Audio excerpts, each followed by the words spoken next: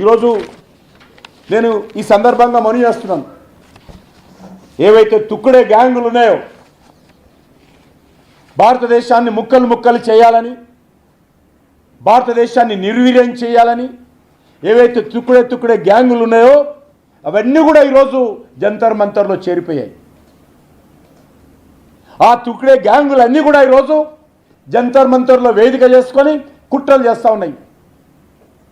మా ప్రభుత్వం అవినీతికి పాల్పడలే, మా ప్రభుత్వ హయాంలో శాంతి భద్రతల భంగం లేదు, ఉగ్రవాద కార్యక్రమాలు లేవు, సమర్థవంతంగా నడిపిస్తున్నాం, దేశ గౌరవాన్ని పెంచాం, మౌలిక వసతులు అభివృద్ధి చేస్తూ ఉన్నాం, గ్రామీణ ప్రాంతాల రైతులను ఆదుకుంటూ ఉన్నాం, పెట్టుబడులు తీసుకొస్తూ ఉన్నాం, అన్ని రకాల పరిశ్రమలు పెంపొందిస్తూ ఉన్నాం, అన్ని రకాలుగా భారతదేశాన్ని ప్రపంచ స్థాయిలో గౌరవంగా నిలబెట్టేటువంటి ప్రయత్నం చేస్తూ ఉన్నాం, నీతివంతంగా పనిచేస్తూ ఉన్నాం, సమర్థవంతంగా పనిచేస్తూ ఉన్నాం. మోడీ గారి నాయకత్వంలో ఒక్కరోజు కూడా సెలవు తీసుకోకుండా పనిచేస్తూ ఉన్నాం.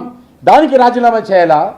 మీరు 3 నెలలకోసారి విదేశాలకు వెళ్ళి చెడ్డీల మీద బీచ్లలో తిరిగేటువంటి పార్టీ మీది మీరు మమ్మల్ని రాజీనామా చేయమని అడుగుతారా?